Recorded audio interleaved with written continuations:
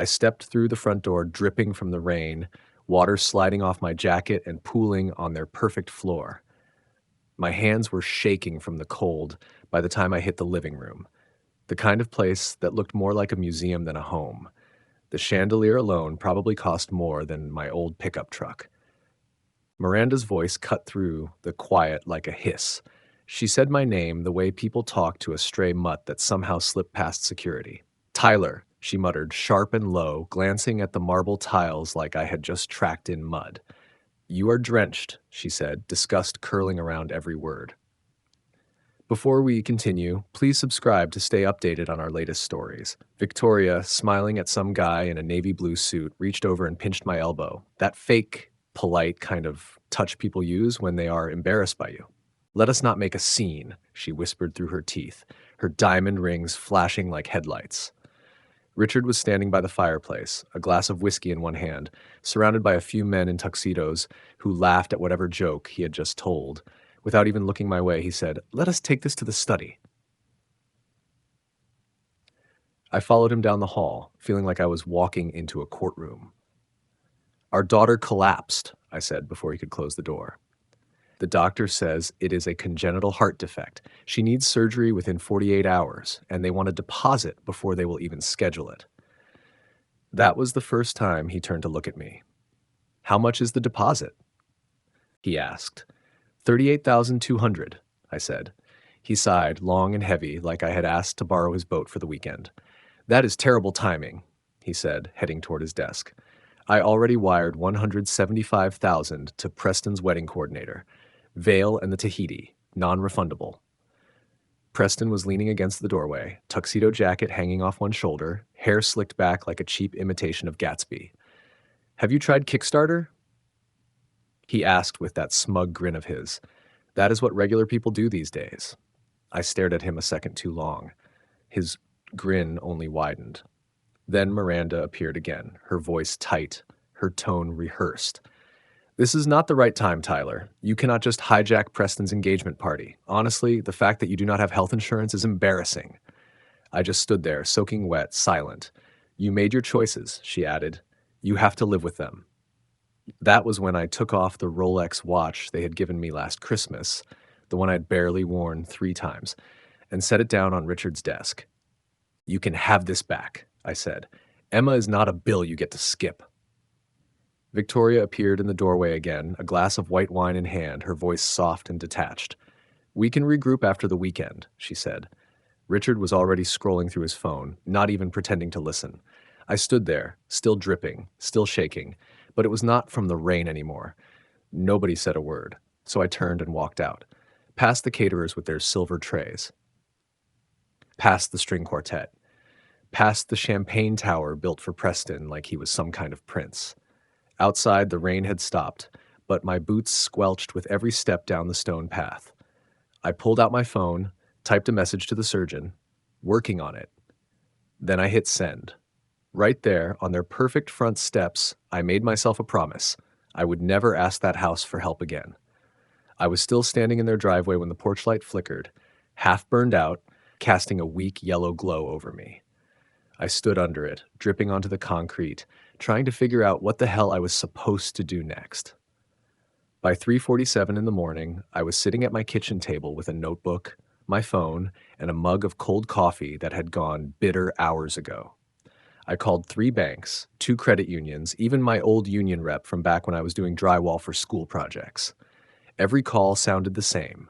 Polite voices, rehearsed sympathy, and no actual help. "No collateral? I am sorry, sir, we cannot approve a rush loan without assets." "I understand your urgency, Mr. Avery, but exceptions like this are not standard practice. Cute kids do not count as collateral." I hung up and just stared at the refrigerator, like maybe it would open and start spitting out cash. Then I called the last number on my list. It rang 6 times and went to voicemail. I did not bother leaving a message. By 5:30 in the morning, I was parked in front of a guy's house in Marysville, signing over the title to my 1997 Cherokee. He handed me $1,150 in cash. I did not ask questions. After that, I drove back to Everett, loaded my cabinet saw into a borrowed truck, and sold it to a woodworker in Linwood for $1,450. Then I walked into a pawn shop with my framing nailer. The guy behind the counter, could not have been more than 23, had fake military patches stitched all over his vest. He looked at the tool like it was a broken toaster. $275, he said. I took it without arguing.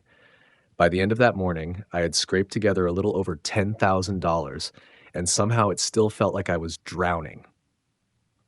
Then I called Kyle. We had worked side by side building houses for nearly 9 years. He was one of the first to throw me a job when I went out on my own. He picked up right away. "You sound like hell," he said. "I need cash." I told him, fast. He did not even ask why. "I could float you," he said, "but I would need a piece, just short term, maybe 12% of the company, 15 tops, just for protection." "Jesus, Kyle, it is business, man, not personal," he said. "I know it is for Emma, but I have got to look out for myself too." I told him to shove it and hung up. 10 minutes later, I called him back and apologized. He accepted it, but I still said no to the deal.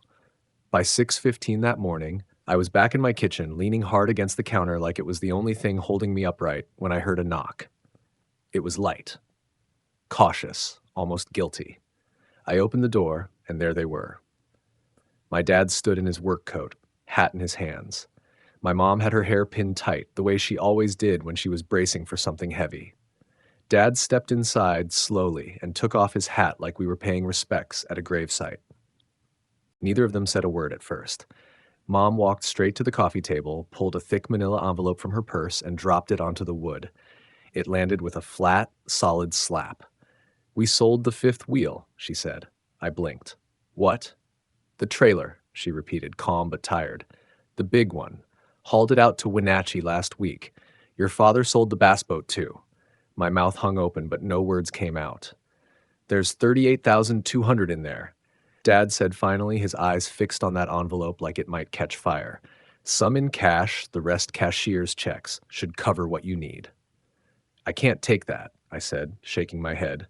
"You can argue about pride," he said without looking at me, "or you can schedule your daughter's surgery. Your call, son?" That was it. I sat down. I did not cry, and I did not say thank you. I just nodded once, picked up the envelope, and held it like something fragile. By 7:45, the hospital billing office was open, and I was their first call. The woman who answered had that cold, careful voice, the kind that sounded practiced from years of delivering bad news. "I have the payment," I said. "Cash and check, $38,200. There was a pause, a small click of silence. Then her tone shifted, lighter now. "We can schedule her for 2:15 tomorrow afternoon," she said. "She's in." I stayed standing there, leaning on the counter, knees weak. That money covered the deposit. Insurance and a payment plan would take care of the rest. The future could wait its turn. Right now, I had one job: get Emma into that operating room. I grabbed my phone and sent Miranda a text. "Surgery scheduled. Deposit paid."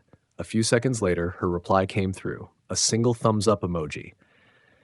Then another message right after: "Please do not start drama in the family chat." That was it. No thank you, no how, no I will be there. Just that. I stared at the screen for a while, then put the phone down. I did not trust myself to say anything that would not burn bridges to the ground. I sat in the hallway with the envelope in my lap, still warm from my mom's hands. Mine were black with grease from pawn tools and dust from the road. I looked around our half-finished house, the one we were supposed to build a life in, and it hit me how thin the walls really were. No backup, no savings, no cushion. Just stubbornness, duct tape, and the kind of parents who sell their boat when it actually matters. At the hospital, I sat in that waiting room, feeling like my insides had been scraped out and replaced with worry. The coffee they served tasted burnt and metallic, like hot pennies and dust. But I drank it anyway, just to keep my hands busy. Emma's stuffed rabbit sat in my lap, one ear chewed flat from when she was teething. The nurse told me most kids bring something with them into surgery, a little shield against the world. I did not argue. I just held it like it was something sacred. Miranda showed up around 10:15, looking like she had walked straight off a magazine cover. Perfect lipstick, hair set, heels clicking sharp against the tile. She sat across from me and never touched her coffee. Barely spoke. Most of the time, she used her phone camera as a mirror, checking her makeup, fixing stray hairs. Then she posted something online. I caught a glimpse before she turned the screen. It was that family emergency prayers up post everyone loves to share. The photo wasn't even of Emma. It was from her parents' party 2 nights ago. She stood up without saying goodbye, straightened her skirt, and said, "Text me if anything changes," before walking away. My dad, Frank, stayed beside me for 12 straight hours. Never said a word. Just sat there with his elbows on his knees, his back curved like a man deep in prayer. Every time a nurse passed through the hall, he looked up quick, then went still again. He did not eat, did not move much. That was how he loved, not through words, but through staying. Mom came by after dark carrying a small Tupperware with a piece of tape across the top that read, "Emma's dad." I told her I was not hungry. She said, "I know," and handed it to the night nurse anyway. Around 11:45, I made the mistake of checking my phone. A new message from Preston. A selfie. He was sitting in some beach cabana, shirt half open, champagne in hand, captioned, "Hang in there, champ." I turned the phone face down and stared at the tile grout until my eyes burned. My hands were shaking again. I squeezed that stuffed rabbit until my fingers hurt. It was close to midnight when the surgeon finally came out. He looked wrecked, eyes bloodshot, surgical cap still on, voice rough with exhaustion. He did not waste time with small talk. "She's stable," he said. "We fixed what needed fixing." My legs gave out, and I dropped into the nearest chair before I even realized I was falling. The sound that came out of me wasn't joy. It wasn't relief either. It was more like something deflating, air leaking out of a body that had been stretched too far for too long. "She's in recovery," the surgeon said quietly. "You'll be able to see her soon." I nodded, but words wouldn't come. My throat locked up. Dad placed his hand on my shoulder, gave one short, firm squeeze, and that was enough. That's how he said, "I'm proud of you," or "I'm here." Before I could even stand up, my phone started buzzing. Miranda, her name lit the screen, and for a second I thought maybe she was going to say something real, maybe even thank me. Instead, the first words out of her mouth were, "Will the hospital send me the itemized bill directly, or do I need to request it?" I stayed quiet. "I'm asking," she went on, her tone cool as glass, "because if the debt falls under your side of the finances, I don't want it dragging me down. We should probably talk to someone about legal separation, just to protect me and Emma long term." I looked at my dad. He met my eyes like he was ready to rip the phone out of my hand and throw it through the nearest wall. "Okay," I said finally. Not because I agreed, not because I forgave her, just because I was done fighting. Tired all the way through. Bone deep. Our little girl was alive. That was all I had space for. Miranda hung up without a goodbye. Half an hour later, the nurse took me back to recovery. Emma was hooked up to more machines than I could count, her face smaller and paler than I'd ever seen it, but her chest rose and fell. She was breathing. Her fingers twitched under the blanket, the tiniest movement, but it was enough. She was still here. I sat next to her bed and tucked her stuffed rabbit beside her. One of the nurses had clipped a tiny oxygen monitor to the toy's ear, and I almost laughed, except my throat ached too much. "Hey, baby girl," I whispered. "You did it." She couldn't answer, but I leaned close and promised her something I meant with everything I had left in me. "I swear, Emma, I will never be this broke or this helpless again." And I meant it. Not just about the money. I meant I would never again crawl to people who thought family meant cocktail parties and photo ops. Never again would I sit outside an operating room while someone who shared her blood walked away because the lighting wasn't flattering. She made it through. I got her that far. Now it was on me to make the rest of her life worth every step. When I got home from the hospital, I didn't sleep. Not even for a minute. I just stood guard, sat beside her bed like a sentry, even after the machines were unplugged and the nurses said she was stable. Her breathing was soft and steady. Her hair stuck to her forehead in little damp curls. Every now and then her hand would find my thumb in her sleep and squeeze, like she remembered something her body hadn't forgotten. When she started eating again, I started moving. I picked up my tool belt like it was a weapon and went back to work with something burning inside me. Not hope, not ambition. Pressure. Pure, heavy pressure not to ever feel powerless again. So I started saying yes to jobs that should have scared me off. Big ones. Risky ones. The kind of work that could chew you up if you blinked. That's how I ended up in a video meeting with 6 executives from Cascade Hospitality, faces in little squares on a laptop screen, staring at me like I was out of my depth. 6 boutique inns, they said, scattered from the Skagit Valley down to Salem, full renovation and redesign. First phase valued at $2.4 million. I had never even touched a project that size. Might as well have been pitching NASA. But I told myself what I always told Emma before every one of her procedures. You don't have to be the biggest, just the one who doesn't give up. The man in the center box. I think he was the chief financial officer, leaned back in his chair and asked flat out, how does a 4-person crew plan to manage a full-scale refurbishment on 6 active properties? I didn't blink. I don't build for pictures, I said. I build for people who are tired and need to breathe again. He blinked instead. The human resources woman beside him started jotting something down. Then I shared my screen and pulled up photos of the bungalow I'd rebuilt for my parents. The one they moved into after selling their 5th wheel and their boat to save my daughter's life. I showed them the kitchen with the lowered counters so Mom didn't have to reach for a single cabinet. The mudroom bench where Dad sits every morning to lace up his boots. I told them how we widened the entry so he wouldn't have to shove the door open with his shoulder when he came home carrying groceries. You give me this contract, I said, and I'll make you a promise. Every person who swings a hammer on your sites gets health insurance starting day 1. No small print, no 60-day waiting period, no human resources maze. Day 1. The chief financial officer glanced at his watch, probably thinking I was wasting their time.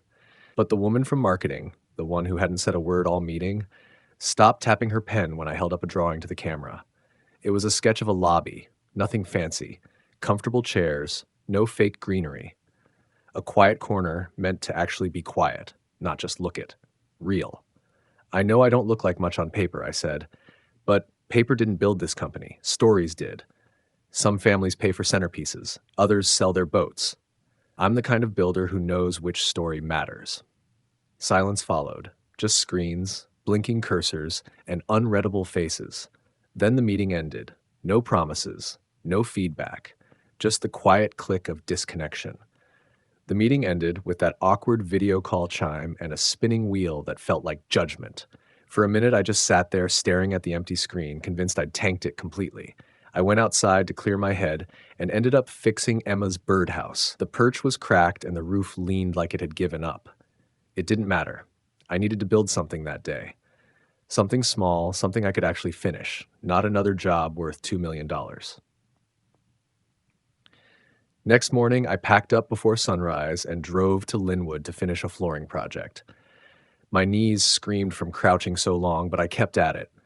I didn't look at my phone. I wasn't waiting for a miracle. I was just working like a man who had already learned what it cost to wait for one.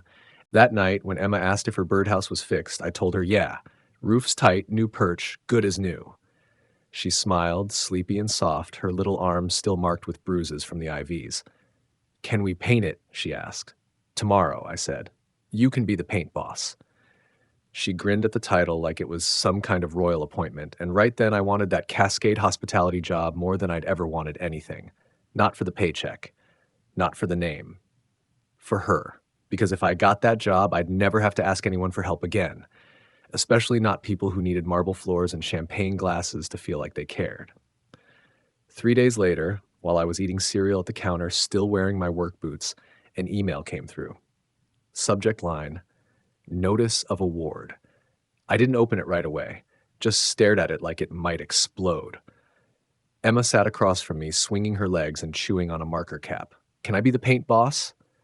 She asked. Even for the big buildings? I clicked it open, skimmed once, then again slower. The words sank in, and I leaned back hard enough for the chair to creak. You're hired, I said. Paint boss. Official. She threw her fist in the air like she'd just won a championship and started scribbling her favorite colors on a napkin. I sat there watching her, realizing I just landed the biggest job of my life, and somehow my daughter thought it made her the boss. I didn't correct her. That afternoon, I called the crew, Jesse and Ryan, and told them it was time to grow. Fast. We'd need real help, real equipment, real structure. I told my accountant we were done running like a garage operation. No more hiring guys who fix their cousin's truck between jobs. Then I drove over to my parents' place, handed Dad a folded paper with 2 fishing license receipts inside. Yours and Mom's, I said. No expiration. You fish when you want. That's the deal now. He tried to mutter something about inflation, but Mom was already crying before she finished reading the dates. That night, Miranda texted to say she'd be staying with her parents for a while. A second message followed, a PDF drafted by her mother's lawyer. A post-nuptial agreement. Clauses, terms, all the usual armor rich folks wrap around themselves when affection starts costing too much. I read every line, then deleted it. Didn't respond. Didn't sign. The next day, Kyle showed up at my office with a bottle of scotch and that salesman grin he wears when he's already counted your money. You finally swung big, he said, setting the bottle down like it was part of the contract. Now we scale. Bring in serious investors. Maybe Montgomery money? I kept reading the insulation bids like the man wasn't even there. Come on, he said. You know Richard would jump at this if you showed him the numbers. It's time to level up, Tyler. You don't have to build everything the hard way anymore. I turned to him slowly. If Richard wanted to invest, I said, he could have done it the night I walked in dripping wet with his watch in my hand. That's when this company needed help. Kyle frowned. You're letting emotion run your business. This isn't about payback, man. It's business. No, I said quietly. It's both. I didn't throw him out, but I didn't open the scotch either. After that, we started hiring. Fast, but careful. 5 apprentices came on from the local technical high school that month. Kids straight out of shop class. No bad habits yet. One of them, Carlos, was 18 and could cut crown molding cleaner than most men twice his age. He had that calm precision that comes from growing up around sawdust and hammers. Always kept a pencil tucked behind his ear like it belonged there. I put him on the Cascade Hospitality lobby project right away. First week on site, we got slammed. Plumbing inspection Monday, electrical Tuesday, structural Friday. Santos, the city inspector, didn't play games. She walked the job like her boots were bolted to the ground, clipboard tight in hand. No time for excuses. She caught small stuff, but she was fair. You're not used to projects this size, she said during her second walkthrough. Fair, I told her, but you listen. She nodded once. Also fair. Saturday morning, she showed up again. Only this time, no badge, just jeans and a hoodie.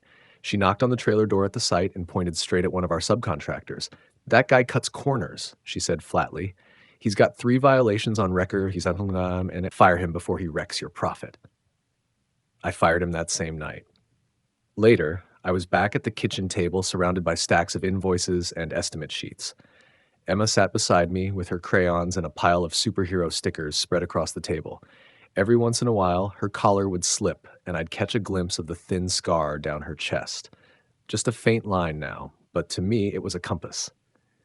Every time I saw it, I thought of that night I walked out of the lake house soaked and shaking. That scar reminded me what all this was for.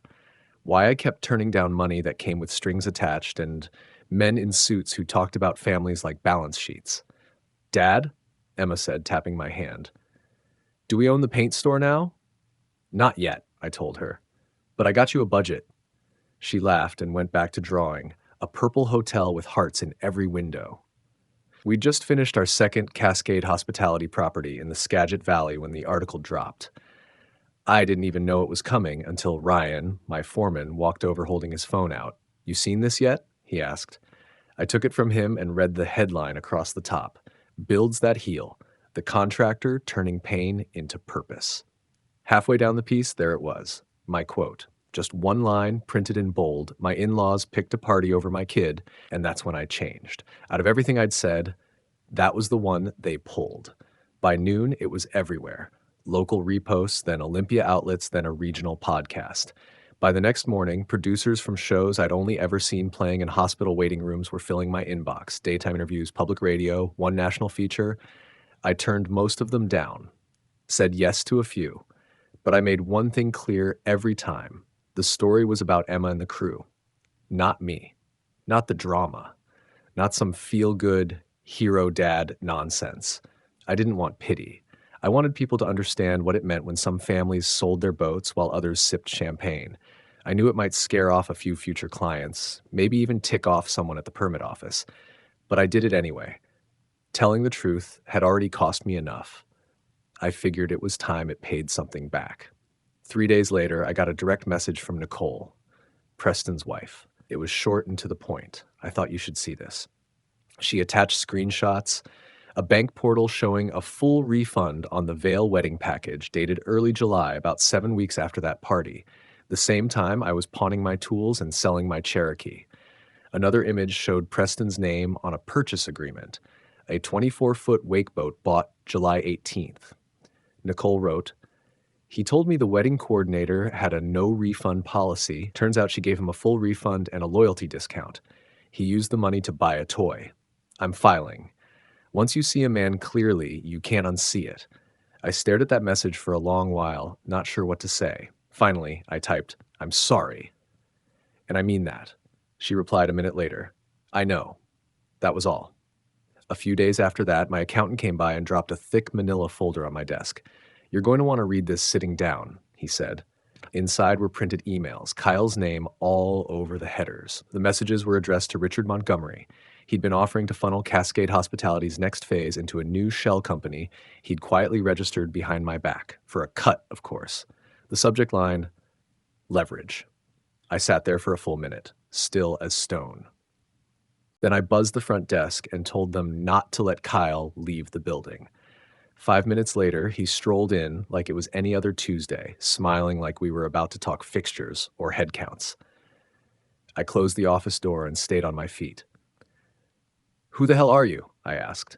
He blinked, lifted his hands like I was overreacting. "Look, it's not what you think. It's strategy, long-term positioning. You went behind my back," I said. To Richard, the same man who watched me beg for help for my kid and said no because he'd already wired a wedding deposit. "It was just a conversation," Kyle said.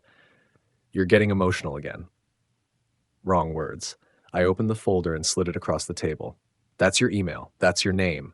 That's the new company you filed using my license." He went silent. "I'm firing you," I said finally. "Effective immediately. The paperwork's already filed." He blinked, pale. "You can't do that." "I can," I said. "And if you push it, I'll forward those emails to the state board and let your strategic partners explain what a licensing fraud charge does to a subcontractor's career." He opened his mouth to argue. I didn't give him the chance. I picked up my phone, put it on speaker, and dialed my lawyer. Let it ring. No words. Just the sound of the tone until the voicemail kicked in. "Thought so," Kyle muttered, and walked out without touching the bottle of scotch he'd left on my shelf 3 months before. That night, I drove out to the Cascade Hospitality site in Salem. I just needed air that didn't smell like betrayal. Of all people, Emma's surgeon was there. Said he'd read the article and wanted to stop by.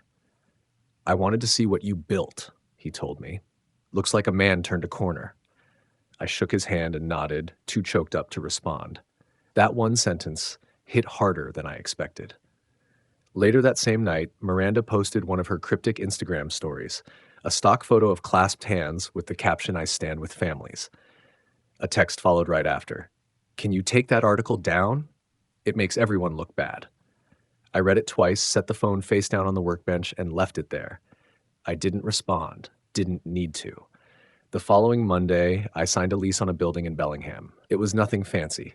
Old brick, creaky floors, wires half exposed. But it had good bones. We painted the front door red before the electric was even fully hooked up and hung our name over the entry. "We're not waiting to look legitimate," I told the crew. "We build it. Then we become it."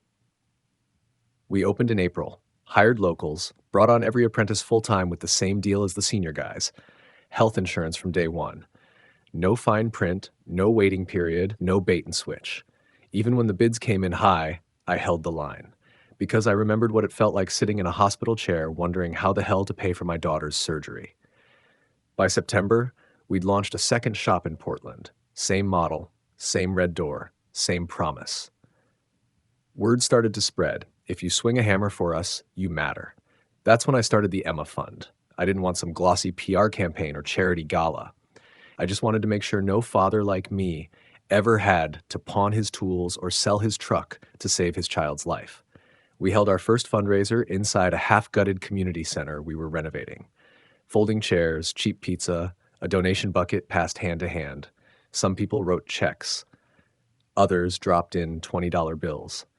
By the end of the night, we had enough to fund 10 surgeries. Dad took the microphone after we announced the total. Tried to thank everyone, but his voice cracked halfway through. He rubbed his eye, cleared his throat, and said, "We couldn't save the boat, but we saved her. That's what matters." People clapped until he had to sit down. He reached for Mom's hand like he was 18 again. I had to take the mic from him before he completely lost it. A week later, Miranda asked to meet just to talk. We met at a cafe she chose, white subway tile, green matcha, prices that made no sense. She didn't ask how Emma was doing. She just took out her phone. "I thought maybe we could take a few photos," she said. "You and her. I could post something supportive, show people we're on good terms." I didn't get mad. I just said, "We can co-parent Miranda, but keep her off your social feed." She looked like she wanted to argue, then decided not to. We finished our drinks without another word. Not long after, word got around that Preston had lost his promotion. Someone in his firm had forwarded the wakeboat receipt to Human Resources. The timestamp didn't match the no refund story he'd told. I hadn't sent it. I hadn't even thought about it since Nicole's message. But when someone from his office called to confirm the timeline of the wedding payments, I told them the truth. Nothing more. Nothing less. When I heard he got passed over, I didn't celebrate, didn't feel satisfaction or guilt. It was just the world correcting itself, consequences doing their job. The Montgomery family business started slipping soon after. Cheaper online competitors undercut their contracts. Orders slowed. Clients walked. Victoria probably never balanced a spreadsheet in her life, but the tide doesn't care about last names, doesn't care about designer empathy either. That same year, I bought my parents a small A-frame cabin on Lake Tapps. Nothing extravagant, just a dock, a fire pit, and enough stillness to hear yourself think. Dad mounted his old fishing lures on a wooden board in the mudroom like they were medals. Told Emma every one of them had a story. She made him retell each one 3 times. "Is this the one you caught the snapping turtle with?" she asked. "No, that was the red popper," he said. "This one caught a lawn chair." They both laughed like it was the funniest thing they'd ever heard. Carlos graduated that spring and came on full-time. On his first official day, he asked if the Emma Fund could name a grant after his little sister, Sophia, who had passed 3 years earlier from the same heart defect. "She would have loved this place," he said, rubbing his palm with his thumb. "We'll name the next one after her," I told him. "And the one after that." And it felt right. That night, I sat at the kitchen table with supplier orders spread out in front of me while Emma colored in one of her comic books beside me. Every now and then she reached for a crayon, and her shirt collar shifted just enough for me to see the thin scar on her chest. She caught me looking. "It doesn't hurt," she said casually. "I forget it's there." "I don't," I told her. She smiled a little and went right back to coloring. Later, when I finally lay down, I slept, really slept. Not the kind where exhaustion knocks you out cold.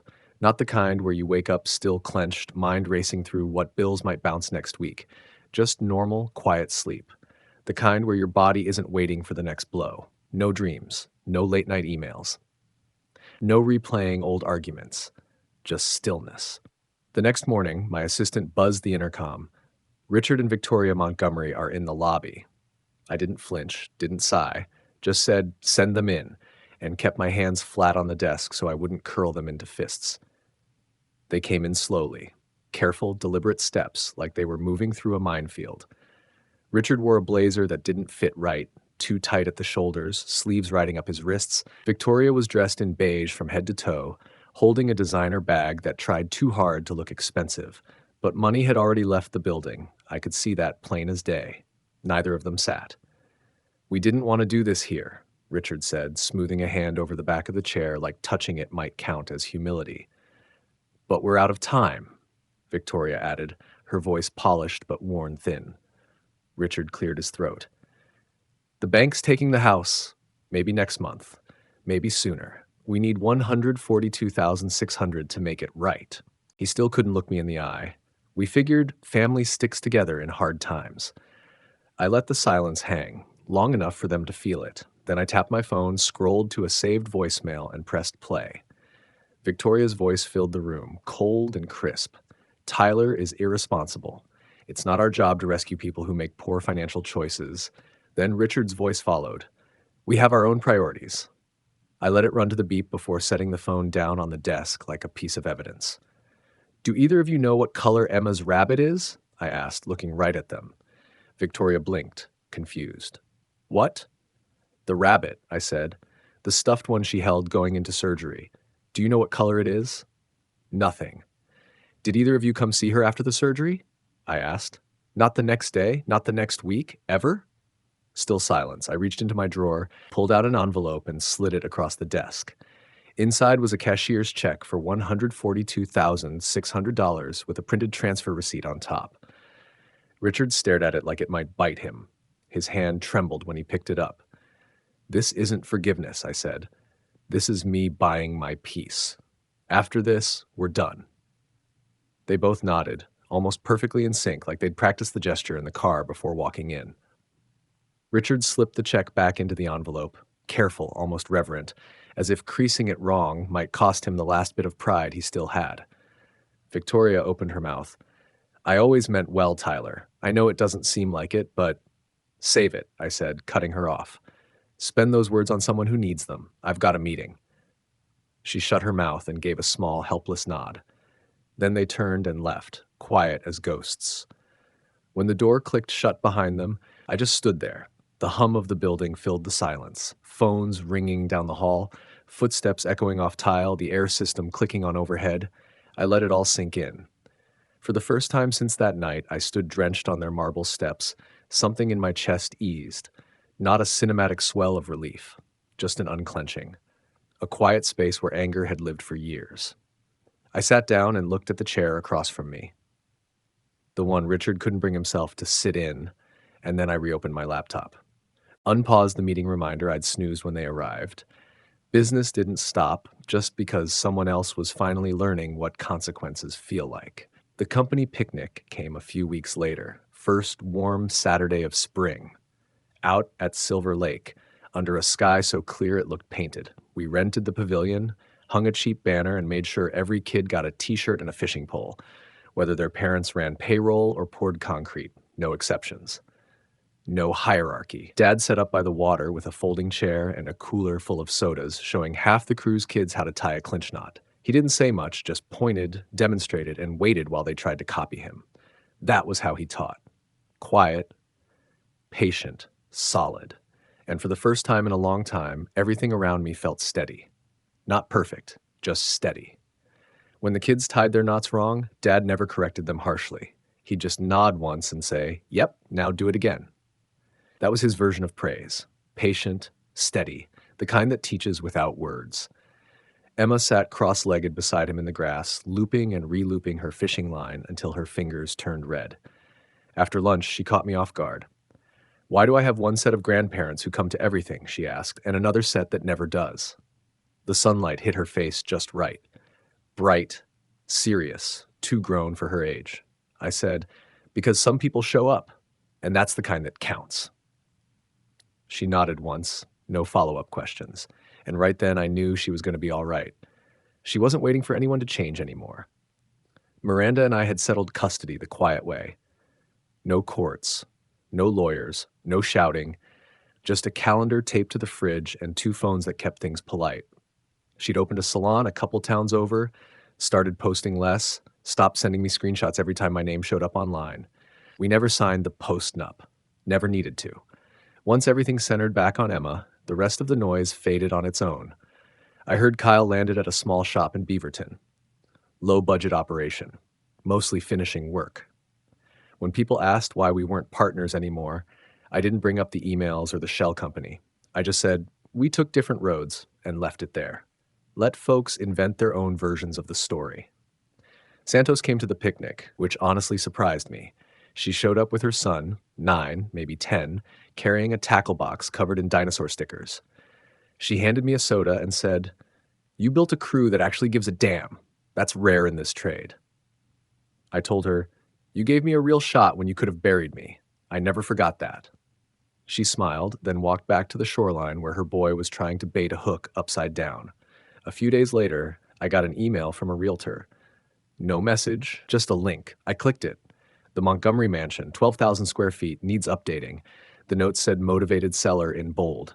I stared for maybe half a minute, then closed the tab, didn't forward it, didn't screenshot it, didn't say a single word.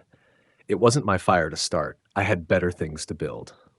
That night, Emma set her little keyboard on the picnic table and played Lean on Me.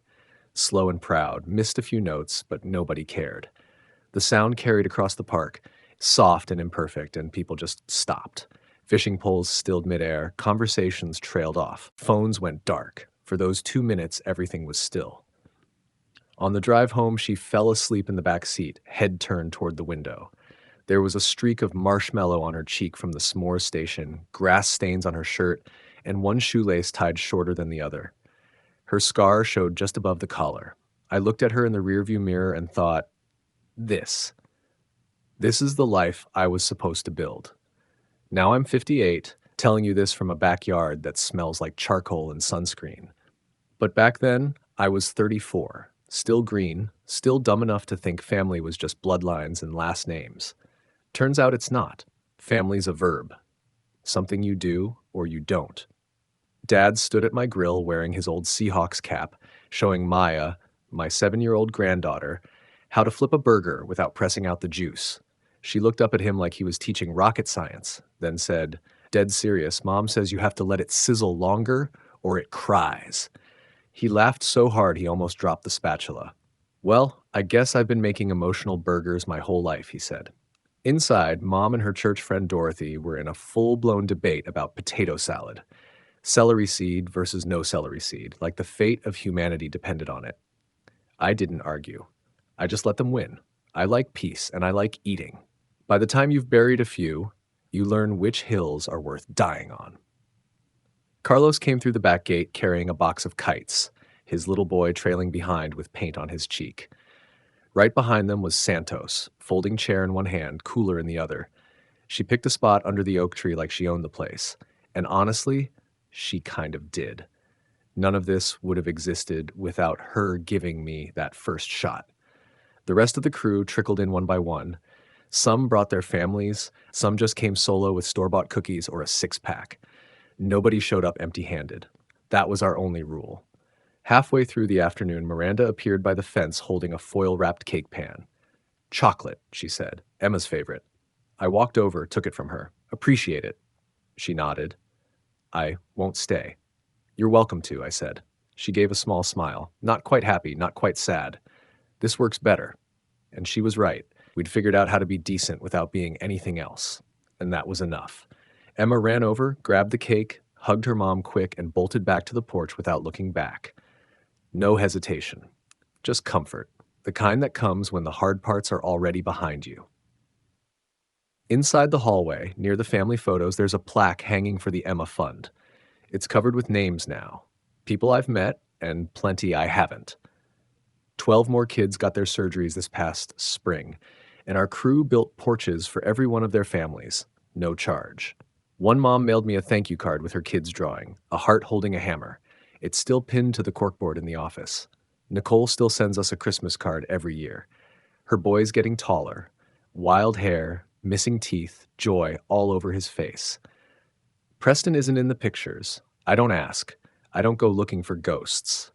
For a long time, I thought the turning point was that day I handed Richard the check, the way his fingers shook, how the color drained right out of his pride. But that wasn't it. The real shift came the next morning, when I laced up my boots and went to work like a man who wasn't angry anymore. Maya came running up from the yard with a crayon drawing clutched in her hands. "Look," she said, holding it out like treasure. "This is our family." 6 stick figures and a dog with sunglasses. She pointed one by one. "Grandma, Grandpa, Mommy, me, Emma, and that one's you." I laughed. "What's on my arms?" "Muscles," she said proudly. I taped it right on the fridge next to the inspection permit we'd passed on the first try. Didn't even care that the tape peeled a little paint off. I don't have wisdom to hand out. I'm not that kind of man, but I can tell you what I did. I chose the people who chose us. I paid back what I owed, and I built a life nobody can take apart. Has your family ever picked appearances over people? How did you handle it? Drop your story in the comments below. To hear the next story, click the box on the left. And as always, thank you for watching.